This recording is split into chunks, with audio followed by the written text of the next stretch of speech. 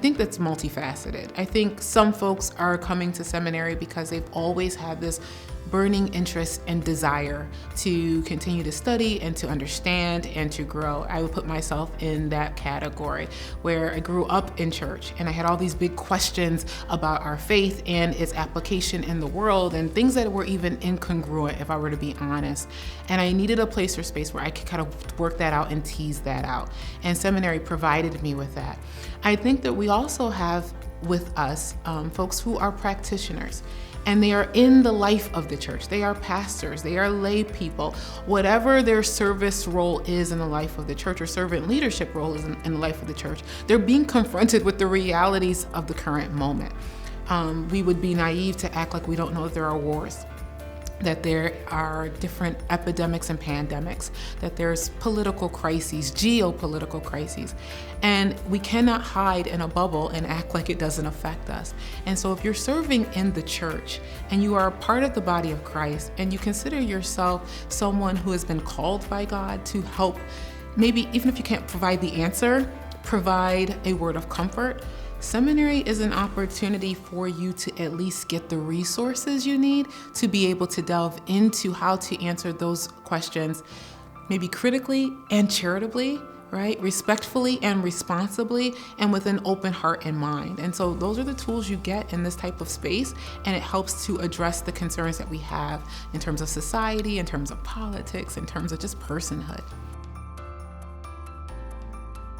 What I would want a seminary student to know, particularly a new one, is that Northeastern is a place and space where you are not only going to learn and be stretched and experience a whole new wealth of knowledge through some of the best thinkers and practitioners, but you're also going to be appreciated, you're going to be seen, you're going to be valued as a person.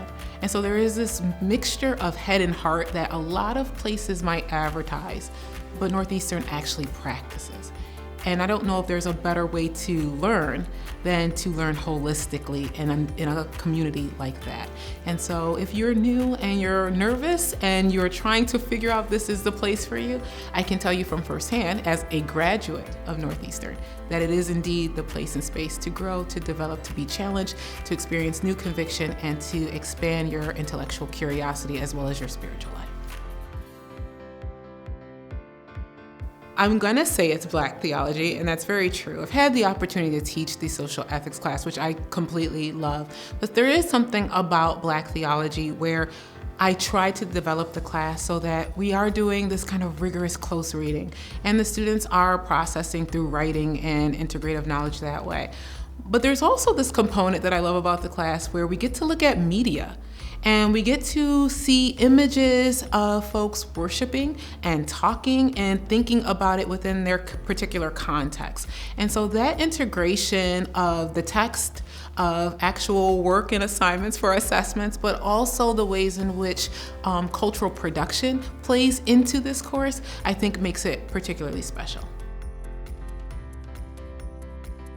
Right now, I'm actually finishing my first book that is based on my PhD dissertation. It's based around my subject, I call her my subject, Bishop Ida Bell Robinson. Bishop Ida Bell Robinson was a Black woman religious leader during the interwar period in the United States.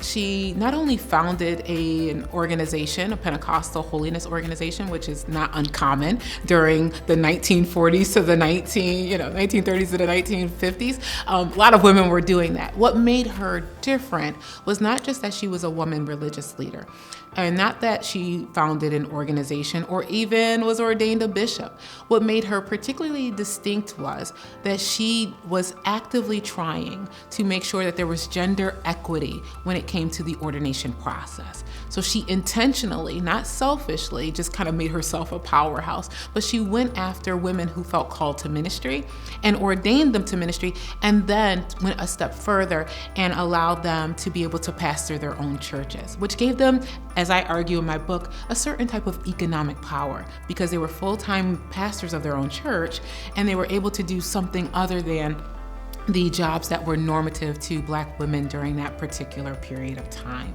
And so I find her to be a very interesting character and historical figure to study, because she is drawing on multiple things, right? She allows me to see the ways in which the church has addressed gender over time, has addressed race over time, and even has addressed class and economics over time, right? So she's a church figure, she's a church woman, but she's also a social figure who did some remarkable things in her community, feeding the hungry, literally, sheltering the homeless, literally, and even educating those who were without education by starting a school. So she was doing some pretty dynamic things in a period of time when this probably should not have been possible. And so I look at her as not only an exemplar, but also someone who challenges maybe some of our notions around religion and history in the United States.